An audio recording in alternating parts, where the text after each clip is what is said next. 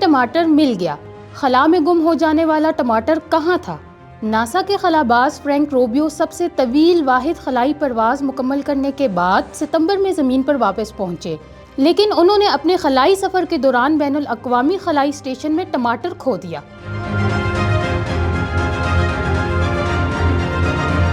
इस खलाई सफ़र के दौरान वो खला में टमाटर काश्त करने के मिशन पर थे और ये टमाटर खला में काश्त होने वाला सबसे पहला फल था। गुज़िश्ता रोज़ समाजी राब्ते की वेबसाइट एक्स पर खलाई स्टेशन के अमले की जानिब से एक वीडियो जारी की गई, जिसके मुताबिक खलाबाज फ्रैंक रोबियो को अब इन इल्ज़ामात से बरी कर दिया गया है, जिसमें कहा गया था कि उन्होंने खला में काश्त किए गए टमाटरों में से एक खा लिया है। टमाटर खा लेने के इल्ज़ाम का जवाब देते हुए खलाबाज का कहना था कि मैं बहुत पुरएतमाद हूँ कि मैंने टमाटर को उसी जगह काश्त किया जहाँ करना था, लेकिन मुझे नहीं पता कि वो किधर गया। उनका मजीद कहना था कि मैंने टमाटर को बहुत तलाश किया ताकि मैं साबित कर सकूं कि मैंने वो टमाटर नहीं खाया।